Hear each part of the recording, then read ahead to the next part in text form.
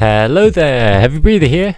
In today's video we're going to be talking about the Spitfire and how to use it to its full potential. So let's get straight into it. This is the weapon that strikes fear into the hearts of anyone found on the wrong side of this fire-spitting monster, forcing them to surrender. Until you find out that your friend takes no prisoners. Anyways, all joking aside, the Spitfire isn't a gun that I use very often. The only reason why I'm using the Spitfire is to complete challenges to get the badges that I'm showing you in the background. 100 kills and 10,000 damage with any fully kitted weapon. So to complete these challenges, we've been dropping on blue drops, and I personally think that the Spitfire is the best fully kitted blue weapon. I know that the Wingman can also be found in these blue care packages, but the Spitfire is just so much easier to use and it's so much easier to be consistent with it. So this here is the ideal scenario for the Spitfire, to capture enemies out in the open at mid-range. The Spitfire is so easy to control and has plenty of ammo to keep firing.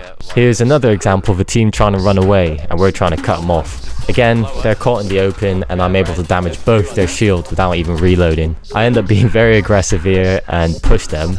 And even though I don't hit all my shots, there's plenty of ammo to down them while they're fleeing.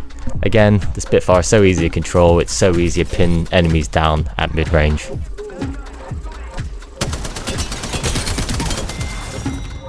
So in this clip is another example of why having such a big magazine is such an advantage. So here I'm pushing as the third party. And next we could see how the Spitfire can go from taking out one target and moving on to the next target immediately without reloading. I wasn't quite able to down the second player, but if I hit all my shots I reckon he would have gone down. I break the horizon shield and I go for the push. And once I push I realise that there's two of them, so I fall back, hold the trigger down and just hope for the best.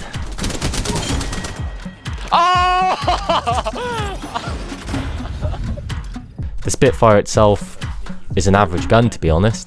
It's got a slow fire rate, it's got terrible ADS movement, and recently it got a massive hipfire nerf, which we'll talk about again in a second. To get the most out of this weapon, you have to be in control of your engagements. So you gotta take players on from a dominant position, ideally high ground, and you wanna try keep them at the mid-range. Once you've done these things, you can dominate your opponents like in the background here.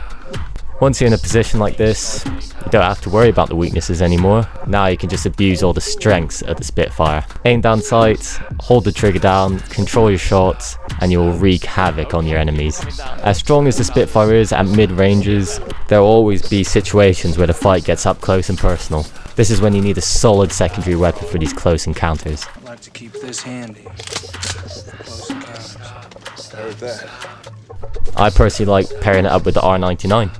Now that he's down, it's time to push, and you do not want to push fights head on with a Spitfire.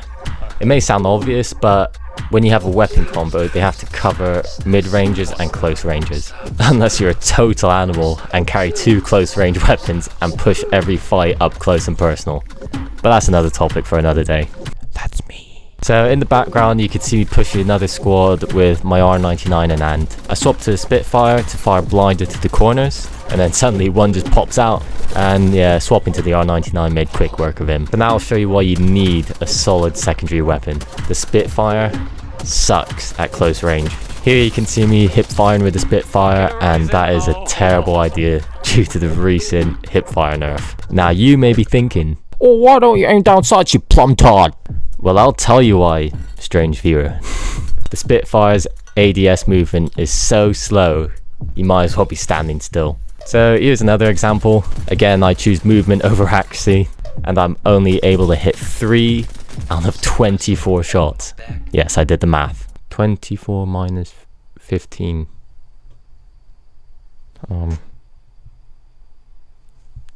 24 minus 15.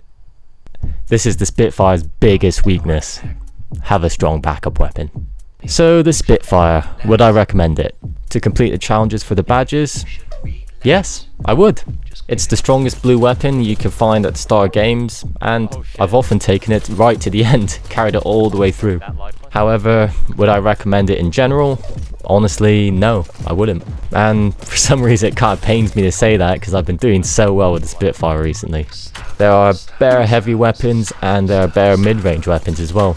If you're a beginner, it's very easy to use and very easy to master. Just know that you as the player have to put the Spitfire in its ideal conditions to get the most out of it. So that's my review of the Spitfire. I hope you've learned something today. Please leave any feedback down in the comments below. Thank you so much for watching. I hope you enjoyed.